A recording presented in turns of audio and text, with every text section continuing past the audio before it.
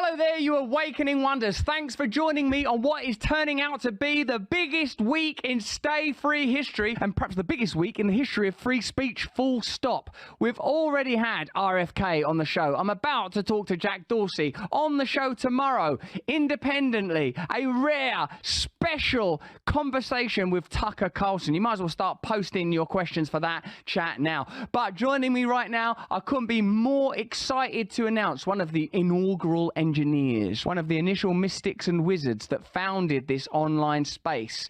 He co-founded Twitter in 2006. He's since founded more tech companies. He can't stop founding them, Block to Blue Sky among them, and now he's endorsing the same presidential candidate as us. Once he and I shared an extraordinary and peculiar dinner at the house of Larry, who's that guy? Larry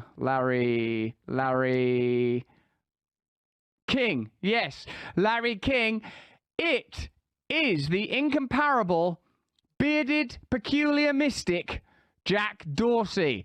Jack, thank you for joining us. Thank you, Russell, and thank you for everything you're doing to build up independent media as well. That's really kind of you to say that. That was really weird, that dinner. You were different then. You then seemed like that wave of tech ingenues. I remember like sitting near you. I think I possibly felt intimidated because I was like, oh no, this is one of them people that's going to be so rich, and I didn't like it. And I feel there were a lot of really unusual people there at that dinner. It was like a sort of a dream, wasn't it? Yeah, there were some characters. It was a very weird dinner. I didn't have a beard back then. I wasn't sure to make of the whole thing. I still don't understand what happened that day. It ranks among the strangest. It was sort of a TV show that Larry King, God rest his soul, was doing, but I don't think it's ever been aired, and I think that's probably for the best for everyone. Jack, we share a mutual friend in the great Rick Rubin, another astute and brilliant man. And similarly, you and I both endorse Robert F. Kennedy. Why do you think he's the best choice for the Democrats? What do you think is the significance of his emerging candidature at this time? And significantly, mate, why have you been willing to put your name and neck on the line endorsing him? I appreciate his authenticity. Period. He's curious. He's willing to admit his mistakes and his failures. He goes deep in pretty much every single topic that he covers. I've listened to almost every single one of his podcasts just to learn more about him. And in every conversation, I learn something new. And he's willing to change his mind based on facts presented to him. And I just haven't seen a lot of politicians recently, or a lot of public leadership say the words, "I don't know. I don't know, I'm gonna go figure that out." And that's so refreshing to see. And he comes with every answer he has comes with a humanitarian angle. I do believe he truly cares about humanity and making this country better and making the world better because of that. Yeah, I agree with you. It's as if he has an intuitive recourse to principles and values like community service, and he's quite loving and spiritually oriented man. We spoke to him earlier this week with his wife Cheryl in a fantastic and exclusive interview. If you're watching us right now on YouTube, we can only be on this platform for the first 15 minutes because there are a number of questions that I have for Jack. I'm going to ask him what he thinks about RFK's stand on certain medications and medicines, what Jack thinks about the censorship that's already been applied to RFK, and of course we're going to be talking about the Twitter files. For now though, Jack, what do you think about Biden's refusal to engage with RFK publicly? What does that indicate about free speech? What does that indicate about Biden's personal capacities and abilities? I don't know how much it is him versus the DNC. I think it's extremely disappointing. I think it removes trust from the system. I think we need to build more trust into our election systems and everything around them, including primaries and debates. And I hope the administration and more broadly the DNC is open to actually allowing for debates. I think it's critical. It's the only way to see how people think about these ideas, and for us to trust who's going to move the country forward the best. There's a kind of misanthropy in the assumption that what's required for society to work is authoritarianism, censorship, surveillance. What I figure, Jack, is that you exist in a pretty unique space. You've been there for the gold rush inauguration and establishment of essentially new colonies, new territories, new space, new communication dynamics. It seems to me significant that you've had to take this time out. I wonder what it was about your role at Twitter that is it that you have been burned or hurt, burned out, worn out, disappointed, disillusioned? What exactly is it that led you to step away from Twitter, mate?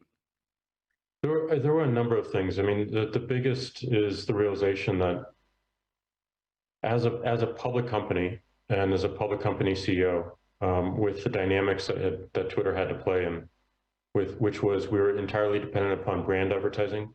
The brand advertisers have huge sway over the very policies of the service, including the ability to protest and remove their ads from our service. And when you have a service that's entirely dependent upon that brand advertising revenue, it really hurts your ability to do the right thing all the time. Because if they pull back, Wall Street sees that. And if Wall Street sees a pullback, they punish your stock. And if they punish your stock, that affects every single employee because that's how all the employees are paid. And they leave. They go somewhere else where they have a better potential outcome for their equity and for their stock.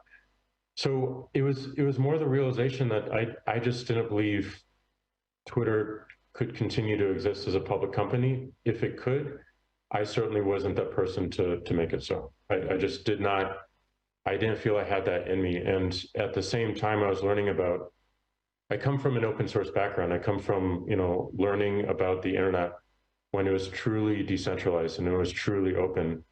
And Bitcoin in 2009 was a great reminder to me of what the internet wants to be and what it needs to be. And I just got fascinated more and more with open protocols. And that felt like the answer ultimately for what Twitter needed to be, what role it needed to play in the world in terms of the public square, whether that be global or more local.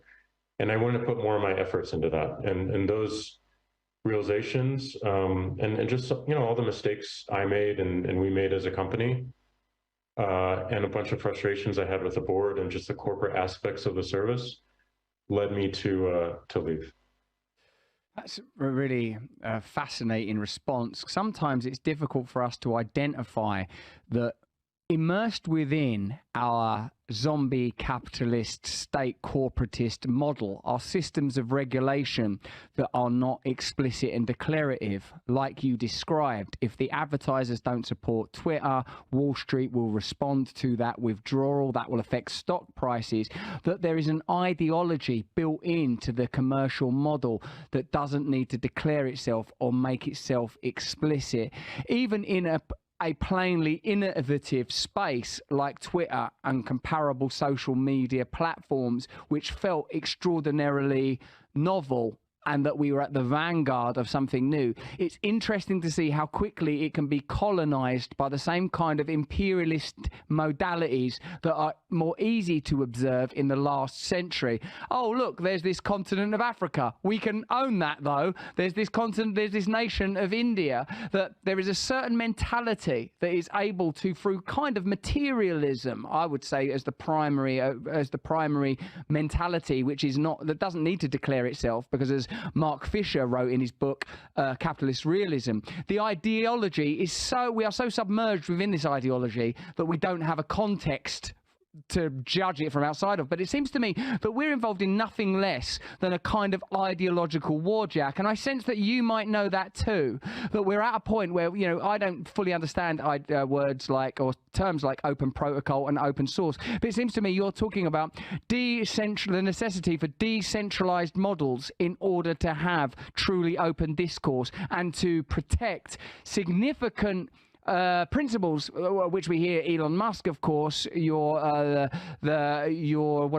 descendant in running Twitter, talk about continually. So can you tell us, do you care about decentralization? Why do you care? And do you agree with me that we're on the cusp of a kind of war between authoritarianism and kind of new unprecedented revolution?